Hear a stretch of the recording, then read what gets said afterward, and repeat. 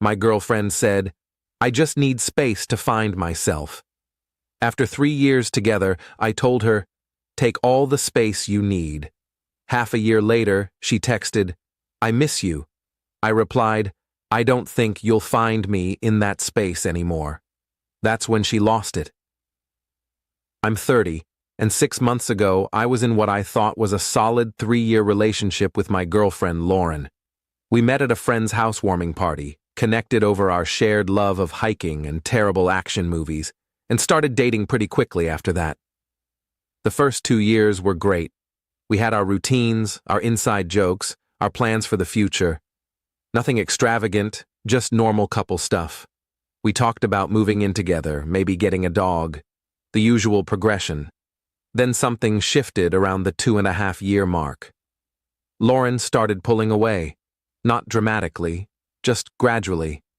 She'd be less available for our usual Wednesday dinner dates, less enthusiastic about weekend plans, more distant when we were together.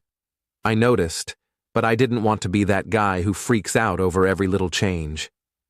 People go through phases. I figured she was stressed with work or dealing with something personal she hadn't shared yet. I gave her space, tried to be supportive without being pushy, asked if everything was okay, told her I was there if she wanted to talk. She'd always say she was fine, just tired, just busy. So I believed her. Then came the conversation that ended everything. It was a Thursday evening in late March, about 6 months ago now. We were supposed to have dinner at her place. I showed up with takeout from her favorite Thai restaurant, the one we'd been going to since our second date. When I walked in, she was sitting on her couch with this look on her face. Not sad, not angry, just distant, resolved. "We need to talk," she said, before I even set the food down. My stomach dropped.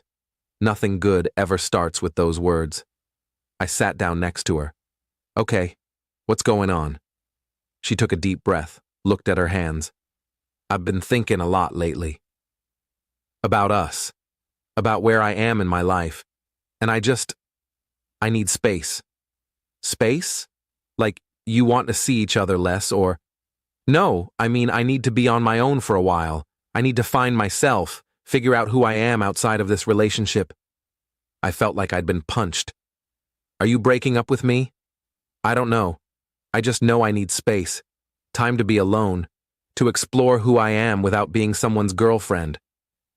"You've been someone's girlfriend for 3 years," I said, trying to keep my voice steady. "What changed?"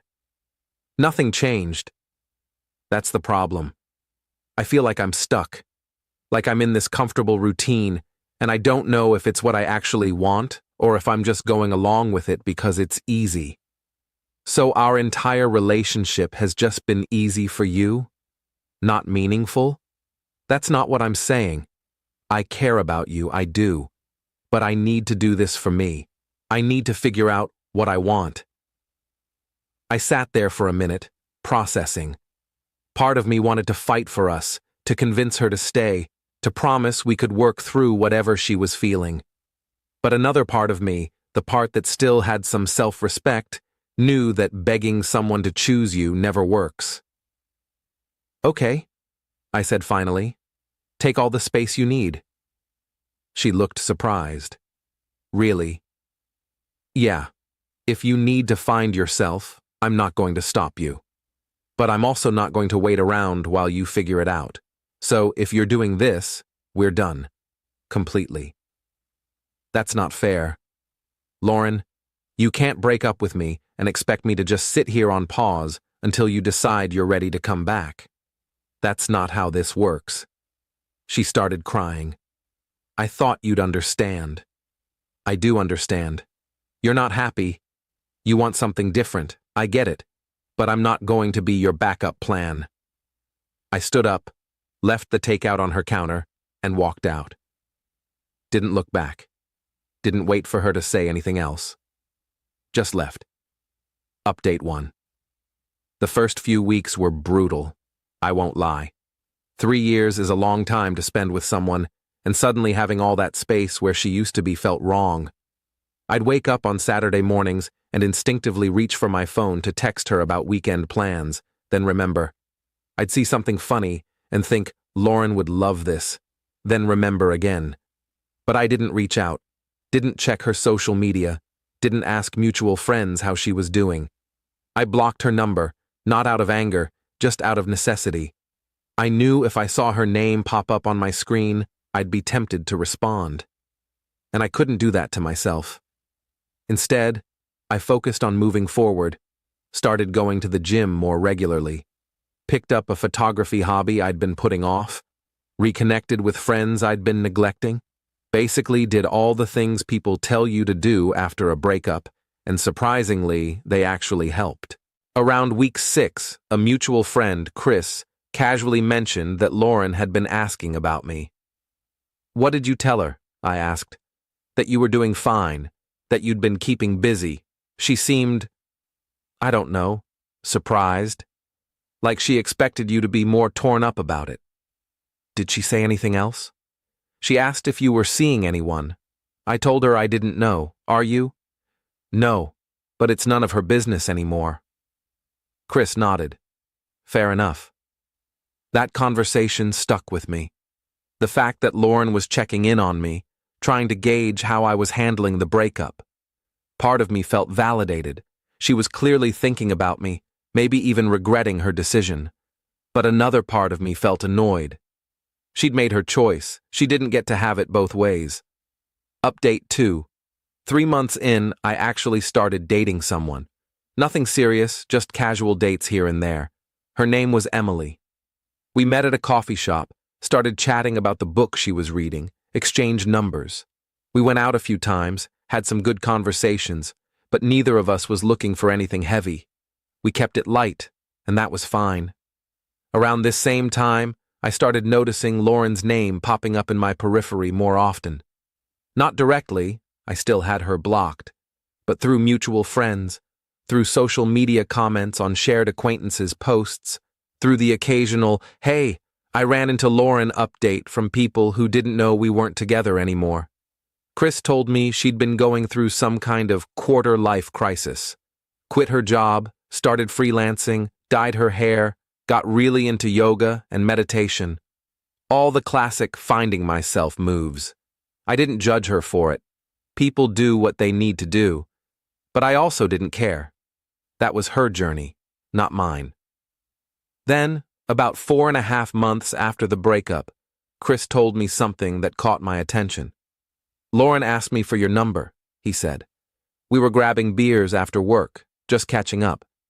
She said she wanted to reach out to you, see how you were doing." "Did you give it to her?" "No. I told her if she wanted to talk to you, she should respect whatever boundaries you'd set. She didn't seem happy about that." "Good call. I appreciate it. She's been asking about you a lot lately. I think she's realizing what she gave up." I shrugged. That's not my problem. But internally, I knew it was coming.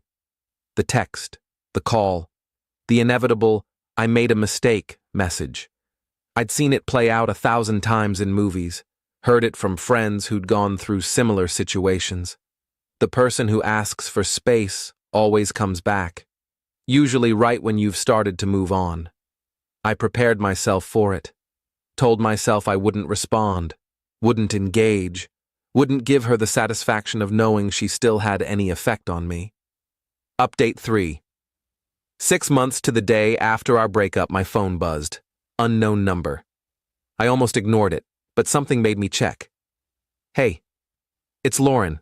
I know you blocked me, so I'm texting from a friend's phone. I miss you. Can we talk?" I stared at that message for a solid 5 minutes. Part of me felt vindicated. I'd called it. She'd done her whole finding myself thing and realized the grass wasn't greener. But another part of me felt nothing. No anger, no satisfaction, no longing, just nothing. I typed out a response. "I don't think you'll find me in that space anymore." Sent it. Blocked the number. Went back to what I was doing. 10 minutes later, my phone rang. Different unknown number. I picked up, already knowing who it was. "What the hell does that mean?"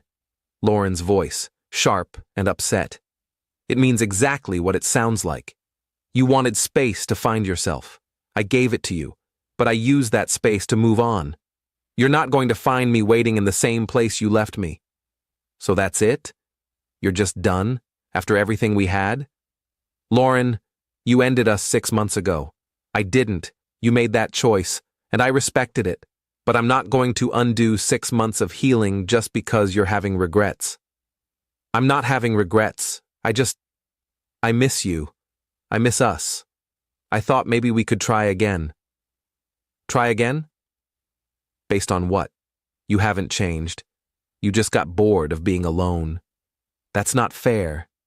Isn't it? You wanted to find yourself, did you? Because from what I've heard, you've been checking up on me, asking mutual friends about my life, trying to figure out if I'm still an option. That doesn't sound like someone who's figured anything out. That sounds like someone who's scared they made a mistake. She was quiet for a moment.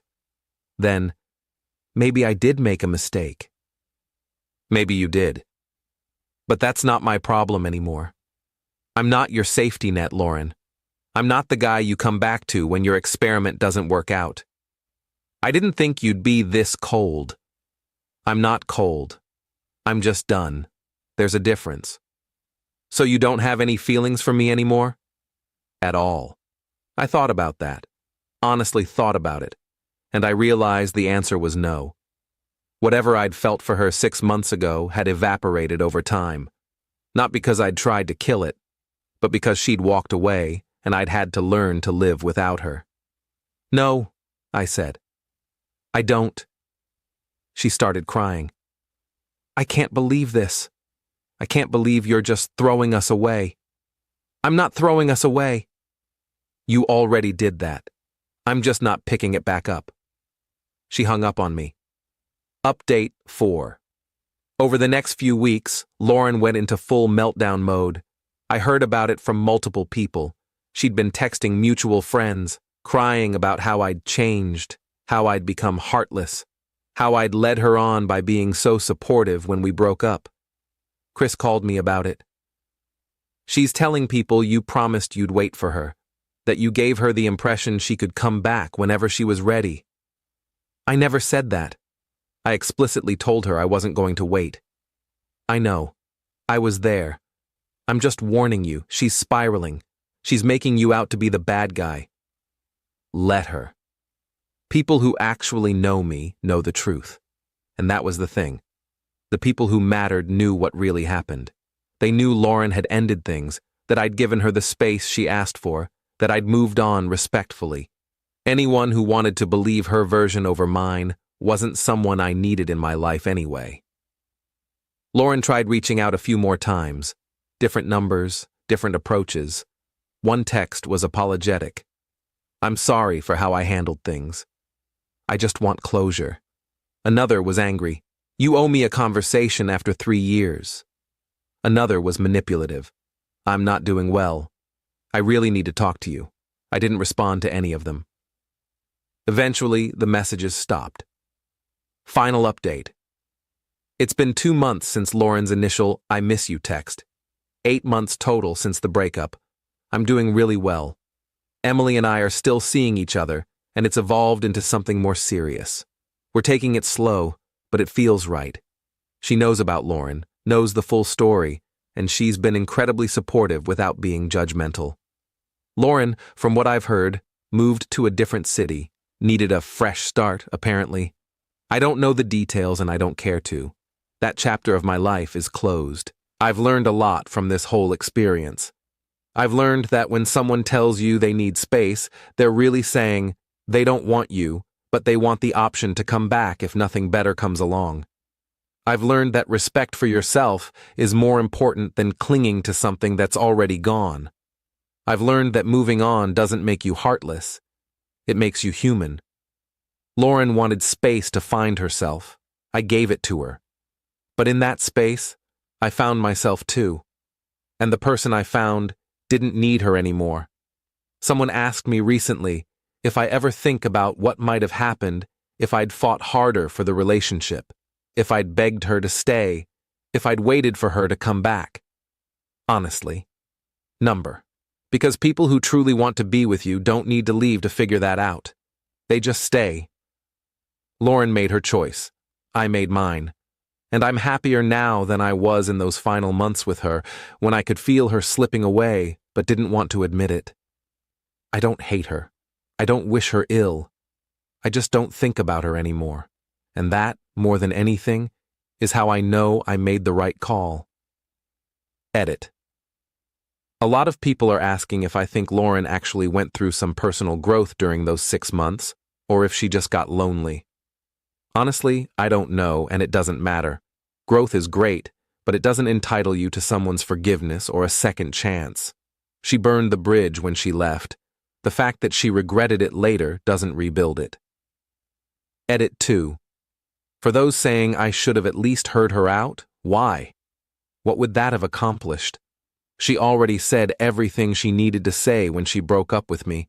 Listening to her try to take it back 6 months later would have just reopened wounds that had finally healed.